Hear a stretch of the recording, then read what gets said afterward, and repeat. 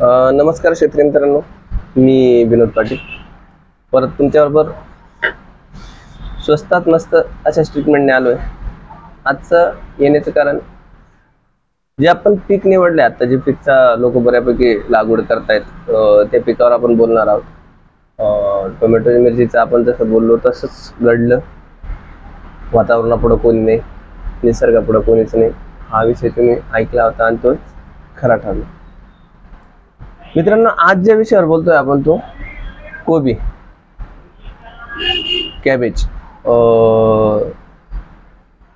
कोबीवर आपण बोलतोय। कोबीचं आपण आज खत व्यवस्थापन आणि प्रारंभिक जे स्प्रे मारायचे आहेत, प्रारंभिक कीड व्यवस्थापनवर आपण थोडंसं बोलणार आहोत। शॉर्टकटमध्ये समजेल अशा भाषेत मी तुम्हाला सांगतोय। मित्रांनो, मी जे प्रोडक्ट दाखवतोय ते फक्त माझ्याकडे जे अवेलेबल आहे किंवा जे मला आता हातात भेटले, फक्त मी कंटेंट सांगायकरता ते प्रोडक्ट हातात घेतोय। मी कुठल्याही कंपनीचा ॲडव्हर्टाईज करत नाही, कुठल्याही प्रोडक्टचा ब्रँडिंग करत नाही, त्याच्यामुळं कोणी गैरसमज करून घेऊ नका। पण मला जे शक्य झालं त्याला सबस्टिट्यूट तुम्हाला जे भेटलं ते घ्या। मी पहिले तुम्हाला 1-2-3 स्प्रे सांगणार आहे, तण व्यवस्थापन सांगणार आहे आणि खत व्यवस्थापन सांगणार आहे। हा व्हिडिओ आवर्जून बघा आणि अशाच पद्धतीने गेले तर कमी खर्च, म्हणजे माझ्या जे वाक्य स्वस्तात मस्त असं तुम्हाला 100% रिपोर्ट मिळणार आहे। तर एक ट्रायल करून बघायला अडचण नाही। तुम्हाला मी कायम सांगतो, माझा अनुभव बघायचा असेल तर 1 एकर तुमच्या पद्धतीने करा, 1 एकर मी सांगतो की माझ्या पद्धतीने करा। खर्चाची तफावत आणि उत्पन्नाची तफावत बघा आणि नंतर किती खर्च करायचा ते बघा। मित्रांनो, तुम्ही आता ड्रिपवर कोबी लावणार असाल किंवा फ्लडला लावणार असाल किंवा स्प्रिंकलरवर लावणार असाल, मित्रांनो कोबी लागवड करते वेळेस बऱ्याचशा मंडळीला तणचा जो गवताचा आहे खूप प्रॉब्लेम येतो। आधी कोबी लावायच्या आधी मी एक बीजनाशक आणि दोघं बीजनाशक म्हणता येतील। कोबी लागवड करायच्या आगल्या दिवशी काय करायचं आपल्याला, पेंटामिथेलिन मारायचे। पेंटामिथेलिन तुम्ही ब्रँड नेम बघण्यापेक्षा जर कंटेंट बघितला तरी चालेल, ही मिळाला तरी चालेल। पेंटामिथेलिन घ्यायचे आपल्याला 200 ला 750 ml ते 1 लिटर पर्यंत स्प्रे मारायला लागवडीच्या आधी। आणि याच्यात आपल्याला टाकायचं आहे गोल टाकायचं आहे का सारदाणे, लागवडीच्या आधी आपल्याला मारायचं हे। याच्याने हे बीजनाशक असल्यामुळे जे अंकुर आहेत किंवा जे बीज आहेत, जमिनीतले बीज, ते बऱ्यापैकी उतरायच्या आतच त्याचा बऱ्यापैकी नायनाट करतं आणि पुढचा तणाचा जो प्रॉब्लेम येणार आहे तो सॉल्व्ह होतो। मित्रांनो, हे तुम्ही कोरड्यात मारा आणि नंतर कोबी लावून पाणी भरा किंवा पाणी लावून कोबी लावली तरी काही अडचण नाही। किंवा मग हे आपल्याला कोरड्यात मारायचं एवढं लक्षात असू द्या। किंवा जर कोरड्यात आधी मारायला जमलं नाही तर तुम्ही लागवड केल्यानंतर दुसऱ्या दिवशी हे पंपाला 100 मिली आणि गोल पंपाला 15 मिली किंवा 10 मिली असंही मारू शकता। पण मग लावल्यानंतर मारण्यापेक्षा लावण्याच्या आधी मारा, म्हणजे झाडाला त्रास होणार नाही। हा झाला पहिला स्प्रे जो तणनाशकाचा किंवा बीजनाशकाचा।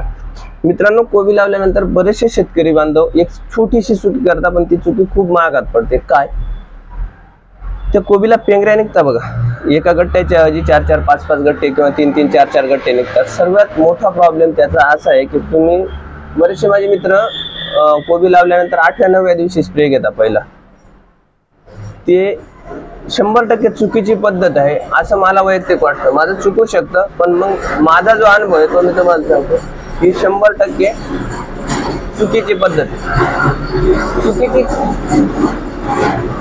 चुकीची पद्धत कशी, चुकीची काय, कारण जे प्रारंभिक काळात 3ऱ्या-4थ्या दिवशी जो तोडा म्हणतो आपण, तोडा तो पोगा कट करून जातो। पोगा कट केल्यानंतर त्याला पेंगऱ्या फुटतात। तर मग याची काळजी घ्यायची असेल तर तुम्ही कोबी लागवड केल्यानंतर 4थ्याच दिवशी किरियाक्रॉन म्हणजे प्रोफेनोफॉस एकाच एकनं, रोप चांगला असेल तर एकाच सव्वापर्यंत गेली तरी अडचण नाही, पण एकाच एक घ्या। एकाच एकनं किरियाक्रॉन म्हणजे प्रोफेनोफॉस, कुठल्याही कंपनीचं प्रोफेनोफॉस घ्या, एकाच एकनं त्याच्यानंतर आपल्याला त्याच्यात घ्यायचे आहे साप पावडर, कार्बन डायझाईम मेन्कोझेब, ही 1:1. याचा फायदा म्हणजे तुम्हाला कीटक म्हणजे थोडेफार प्रारंभिक तोडा, मावा, थोडीफार आळी किंवा जे काही कट करणार आहे, आणि याचा वास पण खूप उग्र आहे, त्याच्यामुळे बाकीचे कीड व्यवस्थापन चांगलं होतं. आता मेन्कोझेब कार्बन सांगितलं, साप पावडर कुठल्याही कंपनीची घ्या, काय अडचण नाही. 1:1 प्रमाण घ्या. त्याच्यामुळे काय होईल माहिती आहे का, तुमची जमिनीत जी मर होणार आहे, मर कूद जी होणार आहे ती पण थांबत. आणि त्याच्यात आपल्याला एक टॉनिक टाकायचं आहे. माझ्याकडे तर ॲम्बिशन होतं, मी ॲम्बिशन दाखवतो बाहेरचं. 1:2 ॲम्बिशन घ्यायचे, म्हणजे 1:1 किरॅक्रॉन, 1:1 साप पावडर आणि 1:2 ॲम्बिशन किंवा इसाबियॉन किंवा प्रोबियॉन किंवा प्रोग्रेस प्लस, कुठलंही टॉनिक घ्या. कारण जी स्टार्टची कोबी लावल्यानंतर जी ग्रीप पकडायला पाहिजे ते टॉनिकमुळे पकडते. किरॅक्रॉनमध्ये तुमचं कीटकनाशकाचं काम होतं आणि साप पावडरमुळे तुमचा थोडाफार करपा आणि मर ही कव्हर होते. हा झाला मित्रांनो पहिला स्प्रे, स्वस्तात आणि एकदम बेस्ट स्प्रे, आणि हा घ्याच, आवर्जून घ्या, यांचा कटाळा करू नका. चौथ्या दिवशीच घ्या, जास्तीत जास्त 5व्या दिवशी घ्या, म्हणजे तुमचा बाकीचा प्रॉब्लेम पण सॉल्व्ह होऊन जातील. मित्रांनो आपल्याला दुसरा स्प्रे मारायचा आहे. हा झाला पहिला स्प्रे. मी तुम्हाला 3 स्प्रे सांगणार आहे. हा बीजनाशकचा एक झाला, हा दुसरा स्प्रे झाला लागवडीनंतर 4थ्या दिवशी. आता मी तुम्हाला तिसरा स्प्रे सांगतो. इमामॅक्टिन बेन्झोएट घ्यायचे. इमामॅक्टिन बेन्झोएट 1:अर्धा ते 1:15 हा स्प्रे घ्यायचा आहे. तो पहिला स्प्रे मारल्यानंतर 5व्या ते 6व्या दिवशी इमामॅक्टिन बेन्झोएट घ्यायचं आपल्याला 1:अर्धा ते 1:15. त्याच्यात तुम्ही एक साधा बुरशीनाशक टाकू शकता, मेटॅलेक्झिल 1:1.5 पर्यंत मेटॅलेक्झिल घ्या. आणि त्याच्यात मायक्रोटन घ्या मित्रांनो. मायक्रोन्यूटन मी आता दाखवलं माझ्याकडं, रिचफिल्डचं कॉम्बीएफ आहे.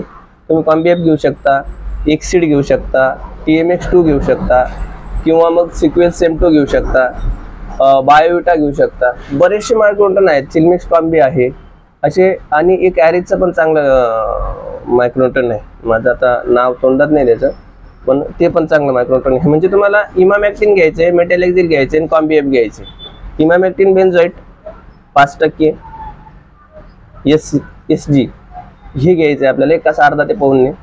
त्याच्यात आपल्याला मेटॅलेक्झिल 35% घ्यायचे 1:15 ते 1.5, आणि त्याच्यात आपल्याला मायक्रोटन घ्यायचे 1:अर्धा ते 1 घ्या. स्टार्टला 1:अर्धा ते 1 घ्या.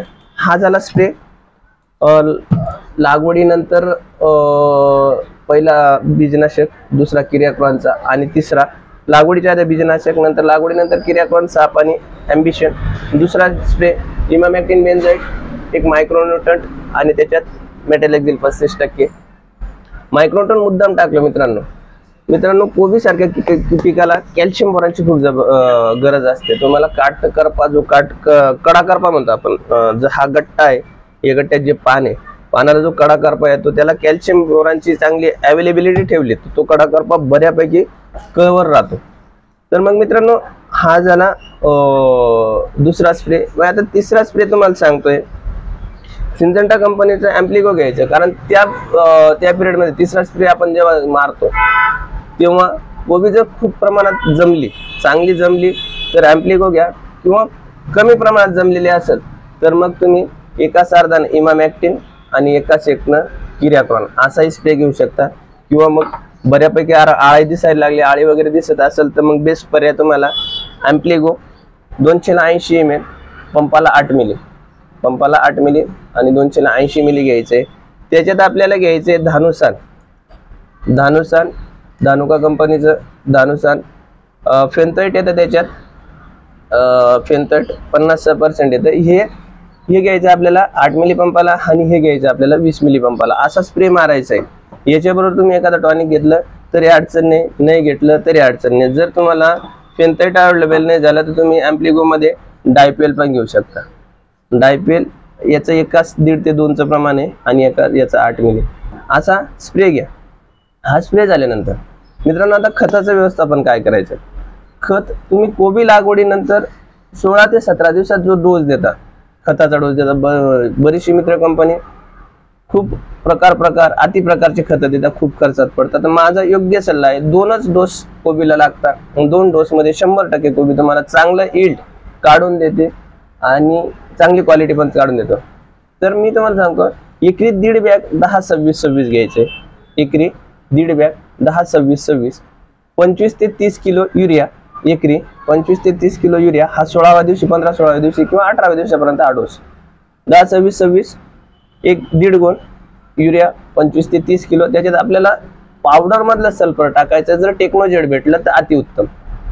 टेक्नोजेड भेटलं तर अतिउत्तम. एकरी 3 ते 4 किलो पावडर मधलं सल्फर टाकायचं आहे. मित्रांनो हा डोस झाल्यानंतर आपल्याला पुढच्या 10 ते 15 दिवसात 10 ते 12 दिवसात एक डोस टाकायचा आहे. तो म्हणजे 1846 1.5 बॅग एकरी. एमओपी 25 ते 30 किलो एकरी आणि त्याच्याबरोबर आपल्याला बेन्सल टाकायचे 10 किलो एकरी. बस बढिया. एवढ्या डोस मध्ये 100% कोबी चांगल्या क्वालिटीची आणि चांगल्या यील्ड मध्ये चांगल्या वजनात चांगलं उत्पन्न तुम्हाला कोबी देऊ शकते. याच्या व्यतिरिक्त कुठलंही खत टाकू नका, काहीच गरज नाही कुठलं खत टाकायचे. आणि मित्रांनो कोबी जेव्हा 35 ते 40 दिवसाची झाली 35 ते 40 दिवसाची झाली ही स्ट्रिक सर्वांनी आवर्जून करा आणि लक्षात ठेवा. आपल्याला 35 दिवसाच्या कोबीला पाट पाण्याने किंवा ड्रीपने आपल्याला द्यायचंय. एकरी पाट पाण्याने द्यायचं असाल तर 6 किलो 13-045 6 किलो कॅल्शियम नायट्रेट अर्धा किलो बोरॉन असं आपल्याला पाट पाण्याने द्यायचे. तुम्ही ड्रिपवर असेल तर 4 किलो 13-045 5 किलो कॅल्शियम नायट्रेट अर्धा किलो बोरॉन असं ड्रिपने द्या. तुमच्या काटकर्पाला बऱ्यापैकी कव्हर भेटेल. चांगले रिझल्ट तुम्हाला भेटतील. काटकर्पा सहसा करून येऊन देणार नाही. वरून तुम्ही कॅल्शियम बोरॉनचा स्प्रे करायचा 45 दिवसानंतर. जे स्प्रे सांगणार आहे मी पुढच्या व्हिडिओमध्ये तुम्हाला सांगणार आहे, तेव्हा 40-45 दिवसात कुठला स्प्रे घ्यायचा हे तुम्हाला सांगत. 40-45 दिवसानंतर आपण कीटकनाशक प्लस बुरशीनाशक म्हणजे जे करपा घाण्या करपा जो येतो डावणी घाण्या करपा याच्यावरचा एक व्हिडिओ आपण पुढे बनवूच. कारण ह्या व्हिडिओमध्ये हा व्हिडिओ याच्यातच सर्व बनवल्यानंतर बरीचशी मंडळी कंटाळा करते एवढ्या मोठा व्हिडिओ बघायला. त्याच्यामुळे शॉर्टकट मध्ये हे तुम्हाला 4 डोस सांगितले, 2 खताचे डोस सांगितले आणि एक 35 ते 40 दिवसात ड्रिपनं काय द्यायचं किंवा फ्लड पाण्यानं काय द्यायचं हे सांगा. या स्ट्रिकने जात मित्रांनो खूप स्वस्तात आणि मस्त कोबी निघेल ही जबाबदारी माझी. पण परत एक वेळा सांगतो निसर्गापुढं कोणी नाही. आता सर्वांना अनुभव आलेच. जळगाव भुसावळमध्ये जे अनुभव आले होते ते आज कसमाध्यमध्ये अनुभव यायला लागले की निसर्गापुढं कोणीच नाही, कुठलंच मॉलिक्यूल नाही. पण प्रिव्हेंटिव्ह गेल्यानंतर कधीही फायदा होईल. कोबीच्या बाबतीत ही स्ट्रिक 100% सक्सेस झाली. प्रत्येक मित्रांनी ही स्ट्रिक वापरावी. 1 एकर तुमच्या पद्धतीने करा, 1 एकर माझ्या पद्धतीने करा आणि प्लॉट जेव्हा हार्वेस्टिंगला घ्या तेव्हा आपण त्याच्यावर तुम्ही मेसेज करू शकता युट्यूबला. तुम्हाला फायदा झाला की विनोद पाटीलने वेड्यात काढलं की विनोद पाटील सांगतो ते बरोबर आहे, स्वस्तात मस्त बरोबर आहे की चुकीचं आहे, तुम्ही हे मांडू शकता. बिंदास मांडा, काही अडचण नाही. तुमचा मित्र म्हणून मी सदैव तुमच्या प्रत्येक प्रश्न सोडवण्याचा प्रयत्न करेल. मित्रांनो तुम्हाला भाजीपाला पिकाबद्दल काही अडचण असेल तर माझ्या व्हॉट्सअप ग्रुप आहेत प्रत्येक पिकाचे. तुम्ही ज्या पिकाच्या तुम्हाला माहिती पाहिजे असेल त्या पिकाचं मी तुम्हाला लिंक मला मेसेज करा, मी तुम्हाला लिंक पाठवून देईल. तुम्ही ग्रुपला जॉईन व्हा. तुमचे काही प्रश्न असले ते रात्री 8 ते 10 मध्ये मांडा. मी तुमचे प्रत्येक प्रश्न सोडवण्याचा प्रयत्न करतो आणि आजपर्यंत 7 ते 8 वर्षात मी प्रत्येकाच्या प्रश्नाला उत्तर देत गेलो. मित्रांनो याच्या व्यतिरिक्त काही माहिती लागत असेल माझं फेसबुक आहे, यूट्यूब आहे, इंस्टाग्राम आहे, व्हॉट्सअप आहे, तुम्ही मेसेज करू शकता. धन्यवाद.